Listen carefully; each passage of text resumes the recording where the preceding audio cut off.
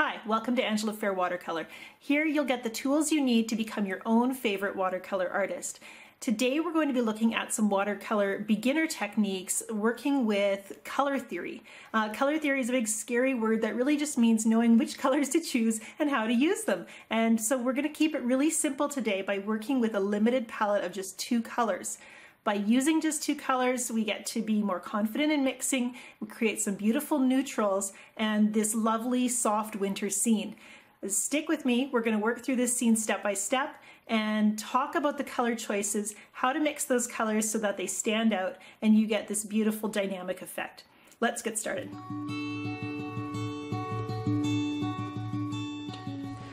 The deal with simplifying is that when you simplify, it helps your observation skills, but it also helps your watercolor skills because you have fewer decisions to make. Means that the decisions you are making, you can just work at making them better. So we're going to do a 2-color painting today.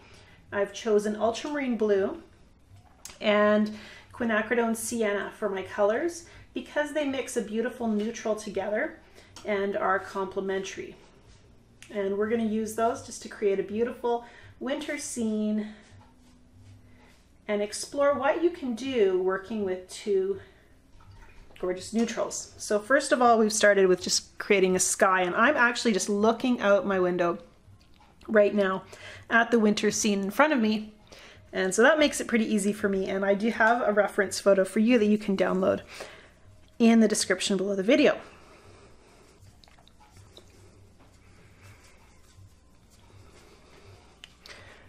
When you're working with single colors, 2 simple colors like this, we really do want to be thinking in terms of values. So where do our darkest values go? And I'm seeing out my window just a line of distant dark trees way off in the distance in the field. And then down below we have more trees. And it's interesting because here we have 2 colors. Our sky was created with ultramarine blue and a hint of the quinacridone sienna. And then the trees down below were also ultramarine blue and quinacridone sienna, but I increased the quinacridone sienna so that the color is warmer. And there really is, I think in watercolor, almost no such thing as gray, because what you end up with instead is warm grays, cool grays, grays that are mixed from 2 other colors. And that's going to change depending on their proportions. And I'm going to put in, there's a big tree in my foreground here that I think I want to put in right here. So I'm going to make a space for it, just lifting with my paper towel and lightening that area. And that way I can put in that nearer tree that I'm seeing when I start to move down the landscape. So I'm just going to go back and forth between warm and cool neutrals here, and I'm going to throw in this snowbank that's in the foreground, and that's maybe a little grayer than it needs to be. Let's just go mostly blue here. And that's probably too blue. We'll lift out some color in just a moment. And that gives us a base as well for our tree. And so we have a tree coming up here. So this is the edge of the trunk, and it will hint at another trunk on the other side. And once that color is placed, we can just kind of blend and soften a little bit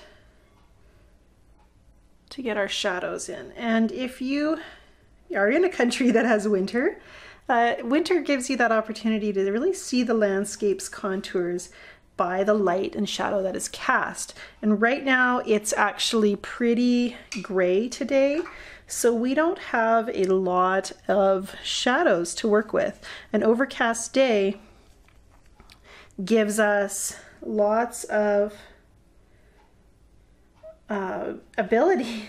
Well, what it gives us is it gives us good photos because it's really easy to take pictures on a gray day when everything's kind of blurry. This is a mass of trees in the middle ground, and I'm gonna have to blur and blend that in a minute.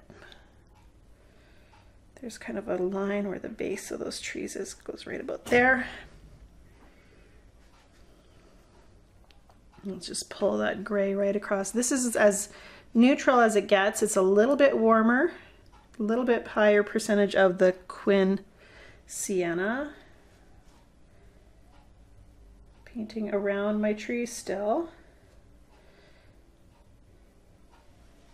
And if you're painting with the grays like this, with all the same two colors, what you want to do in order to create that variety is to alternate warm and cool as much as possible. So rather than, you know, I started with that cool sky, then that warmer blue-gray, and now this is a little bit cooler than that darker line, and the value is a little bit lighter, so I can get away with placing them beside each other. And then down here we're cool again, so we get that variety. And now I'm going to add some darks, darken up some of the values here. And one reason I like using ultramarine blue is because of the granulation that's happening. Look at that texture right in here, really pretty. So I'm going to add some darks right now into my trees here, and what I want to do is, it's quite wet, you can see how shiny it is, and you can see how much that color moves when I place it, and it's so damp that I might lose, if I create a shape with my brush right now, that shape will probably diffuse into a much softer effect. So I need to keep that in mind, that I might need to go back in later and add more detail because of that diffusion and softness. And it's just something to keep in mind as I plan the stages of this painting. I'm going to go with a smaller brush now, and for the most part I've used my Escoda number 10 Versatile Rigger. I said that in completely the wrong order, but I want a little bit of a smaller brush just to get maybe a few lines placed.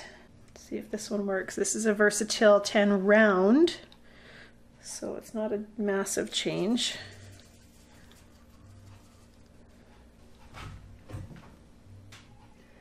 And right now a lot of my painting is damp, so I'm aware that I'm going to have a lot of fluidity happening where my brush strokes touch a previously painted area.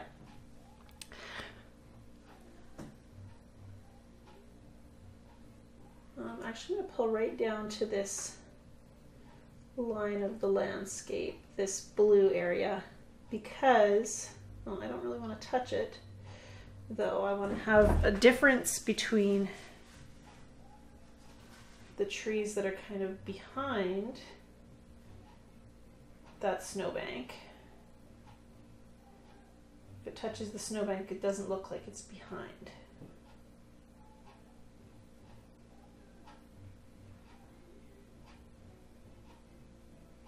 And that doesn't really look like it's supposed to, but we're not done yet.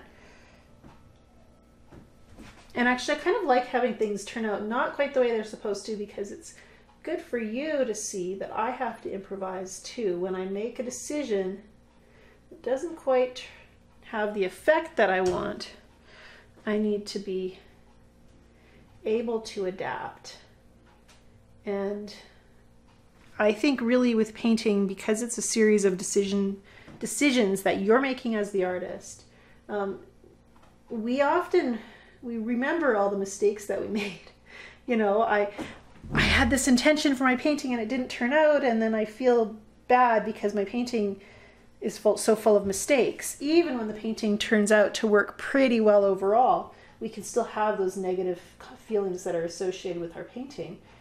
And I think we look at another person's painting and we see it looks perfect to us. It looks like everything they wanted to do just happened, and they just naturally created this painting that was just one step after the other, worked out. And that's really not how it goes. Every painting is problems and solutions. How do I make this blank paper look like the vision in my head?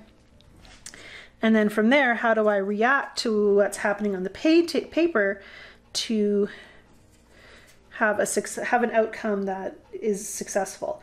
And a lot of times, most of the time, that successful outcome is not what we originally intended. It's all about how do we react and make what is happening work.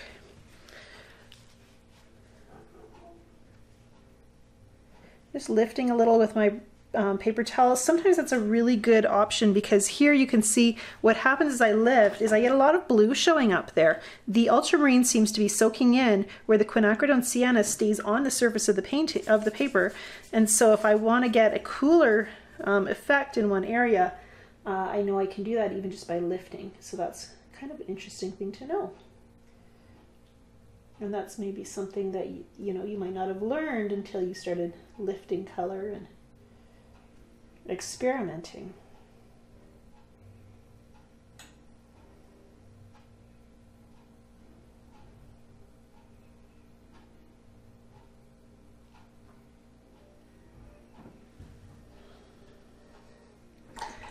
At this stage of the painting, there's not a lot I can do because there's very little dry paper here. If I start to try to add, tree branches here, it's not gonna work. I'm going to get a lot of blurry shapes instead. I could maybe paint on this big tree, but I don't want it, I want it to be quite crisp. I don't want it to bleed into the background, so I'm not gonna do that either. I'm going to be prudent and wait for this first layer to dry. So this painting is at a great beginning stage. Time to take a break, let it dry completely. Then we can go back and add those detail shapes that bring everything into focus. And but before we do that, let's just take a look. The one thing I want to point out is we really have a lot of diversity considering we're only working with two colors. We've got warm and cool happening on the paper. We also have light and dark. We've got some areas that are quite a bit darker. Your eye usually goes straight to any areas that have strong contrast. So dark against white especially. So we want to keep that in mind as we move into those next stages of developing our painting. While the painting's drying, I just want to take a minute to encourage you to check out the rest of my videos here on YouTube.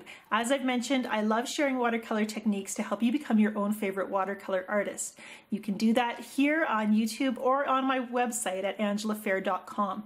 On the website, you'll find courses to help you paint more confidently and develop an artist's mindset that keeps you from getting discouraged in the process of learning how to paint. It's really important to be able to develop your personal style with a fearless and empowered artistic mindset. And that's one reason why I've created the Fearless Artist email series. If you're struggling at all with staying motivated when you're painting, knowing what to paint, dealing with fear of the blank page, all of these things can be kind of a mental battle for artists. And I have some tools that I want to share with you to help you combat those tendencies and those fears. Sign up below for the Fearless Artist email series and I'll show you what I'm talking about. And you might just find yourself just a little bit closer to becoming your own favorite artist and really loving everything you create in watercolor. Also, if you're a new artist and you're just starting to learn watercolor, I'd love to hear some of the burning questions you have to answer in a future video. So leave a comment down below and then don't forget to subscribe to my channel so that you don't miss my video responses and the techniques that I share to help a beginning watercolor artist grow your skills, become a strong decision maker, and really be able to paint in a way that feels true to you. I'm fortunate today. I'm back painting a few days later and it's still gray outside. Winter is not always sunny and beautiful. So I can go in and start adding those details to finish off my painting and darkening my values and then adding a little more depth in the trees. Those are my main goals. We're going to start by painting this tree. And I'm going to start with debating whether I want to do a cool gray or a warm, and it actually looks, just looking out the window, I think the tree actually looks really warm against the sky, and actually it kind of almost transitions to cool as you move down the tree, because where we have these distant trees, we're going to have a contrast, a comparison there between the warm background, whereas when it's contrasted against a cool background, we're going to see it looks cooler or warmer.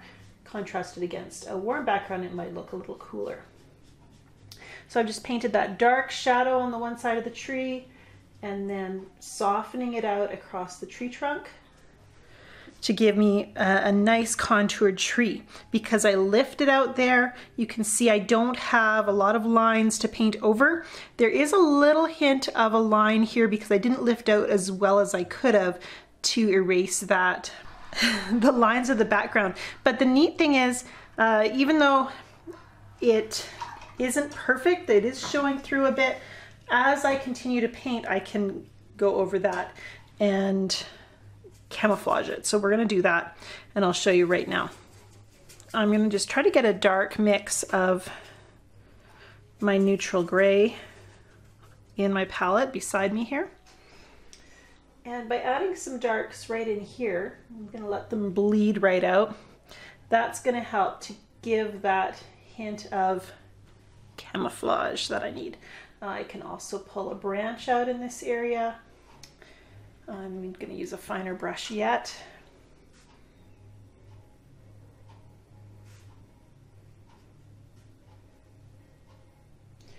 And that's going to help also to hide that line. So a lot of times in art, in watercolor, you have to be a little bit of a camouflage artist when it comes to hiding some of those mistakes, little things that are a distraction in your painting. And a lot of times it's just that sleight of hand distracting the viewer to get them to look somewhere else. I'm going to lift it a little bit more here. I don't want a really strong dark line there yet. I can always build up my darks gradually, which is usually the better way to go. Now where this is damp, you can see the color bleeds quite a bit still. Towards the base of the tree, I always have a lot more dark scars and marks, then higher where the tree is younger. The bottom of the tree is always the oldest part of the tree.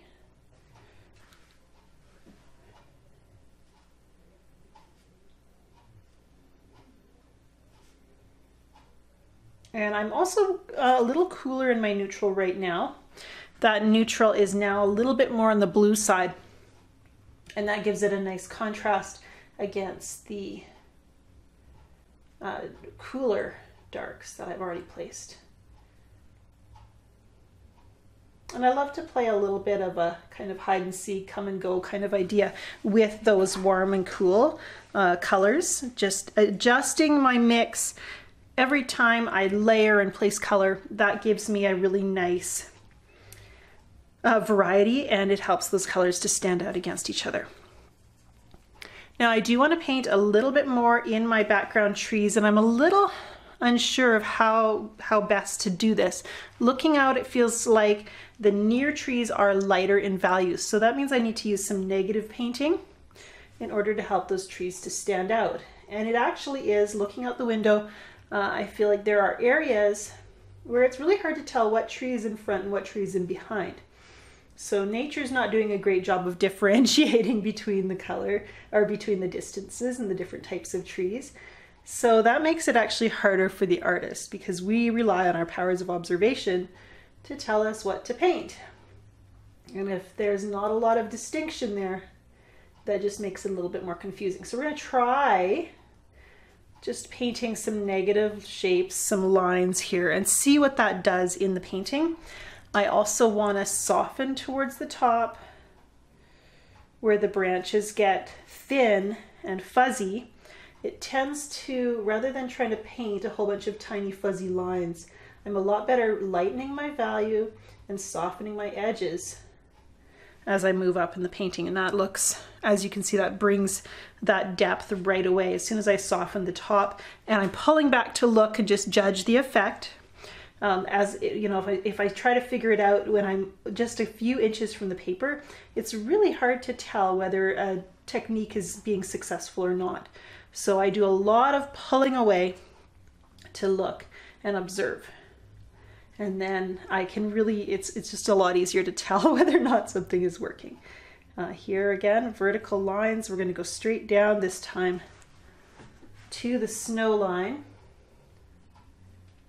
And I'm just going like basically one value slightly darker. It's really kind of a tone on tone to build up those depths with just a hint of darker value.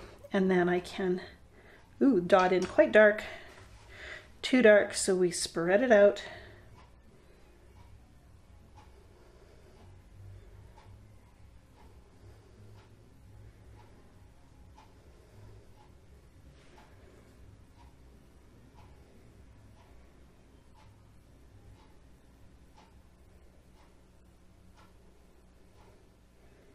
And we'll paint a few little lines and holes to indicate the bushes that are in this area in front of those distant trees. I almost feel like I don't need to do anything on this side, except for I do, but I don't need to do much. Just maybe a few little lines and then that softened top, and that should do it. We're going to find that fine tiny brush again, just a small liner brush. This is a long, actually this is a long round, and we're just going to kind of show again a little more depth. I want this snowbank to be in front of the tree, so I need to paint what goes behind it. There we go. Just a little negative line of warm color to help that pop forward. Warm beside cool really helps. You don't have to go a lot darker when you're painting a warm color beside a cool color. It just is all you need there. Very subtle. And my shadows, actually, there's a few little holes in the snow, and they actually almost look warm in the shadows as well, which I think is interesting, because we usually think of shadows as being just blue and cool. It's not always the case. Shadows can contain reflected light, so if the sun is setting, you might see warm color. It can be reflecting not just the sunlight, but it could be reflecting the objects around it as well. Now my real desire is to spend a little bit of time painting just a few twigs and sticks and then build up the darks in that tree, and then we'll call it done. I see a little bit of warmth down here. I'm using my Quin Sienna with a hint of ultramarine, just enough ultramarine to keep the Quin Sienna from being straight up orange.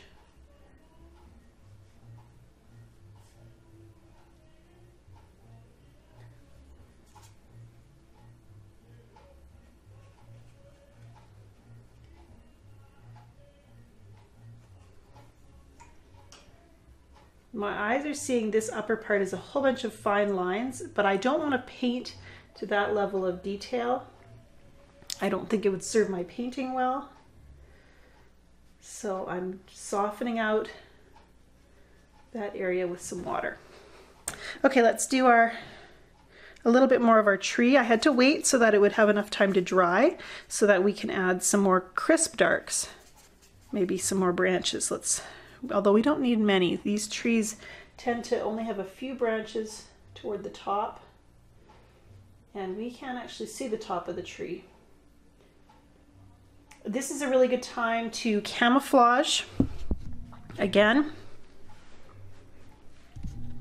And in this case, I might, if there's a line where maybe my trees in the background overlap, I can darken up along there and just kind of hide it with some dark value.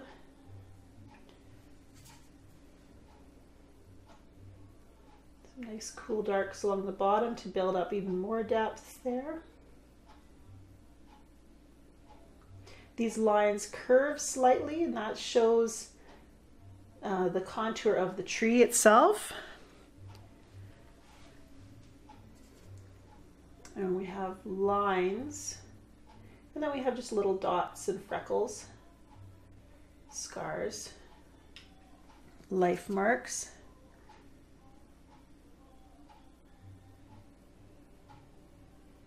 And again, back to that camouflaging. I'm painting far less of the dark marks than actually are visible from my window here. I want to keep it to the simple.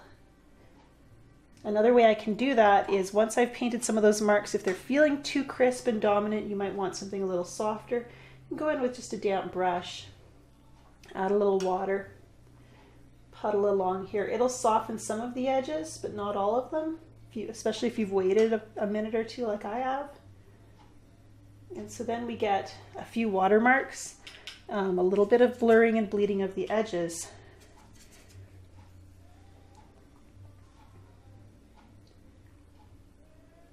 Keeps your tree interesting. And what I find really helps too is the fact that we did paint our tree with that shadow color first, so that it doesn't feel like a zebra. It's not stark black and white. We have some undertone of shadow. And I'm just actually adjusting along this edge. It was too white and you couldn't actually see the edge of the tree trunk against the sky. So I'm just adding a little hint more shadow in that area, pulling it down and softening a little bit. And you can see that gives me a few more contours and just a little more dimension to my tree to work with.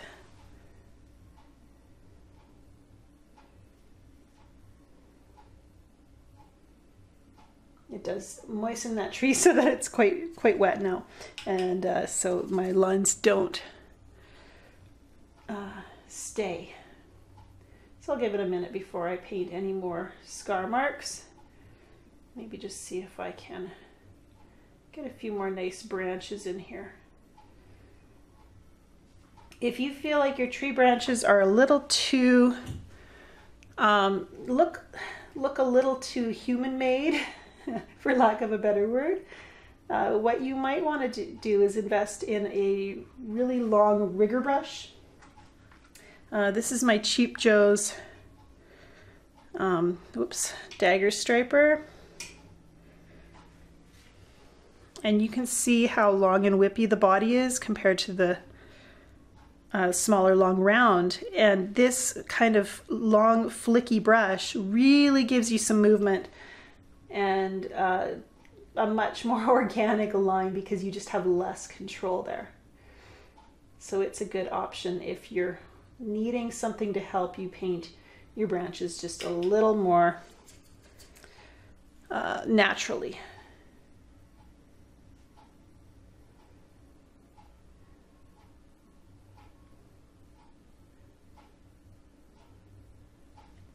I'm really liking this painting and I'm feeling ready to stop. I wanted to show in this lesson just a few more maybe twigs here to add some near to our painting.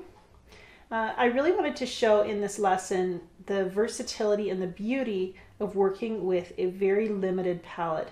We're really working with just two colors, and those two colors, because we chose complementary colors, they really do complement each other. They mix beautifully to create that neutral, and they also give us that warm and cool contrast. And the warm and cool contrast is really what helps us to be able to create some diversity in this painting. By placing warm beside cool and vice versa, it gives us that sense of distance, divides different elements, and I think it also creates this beautiful unified color palette that's really quite pretty. As it's just a little painting, so I really don't want to spend a ton of time on it. I just want to seeing a few things to fuss with, and fussing can be the curse of the artist, so be careful when you want to add those final details that you don't overwork it. I'm just adding a very few little warm branches just to kind of carry those original lines up into the get up to contrast against the distant trees and give just a little more distance right there. And then I really am going to stop. I'm going to sign my name, and that's my cue usually to myself that I am done. I'm not going to paint anymore. I mean, you can paint on a painting after it's been signed, but it's that good reminder to just say, we are finished.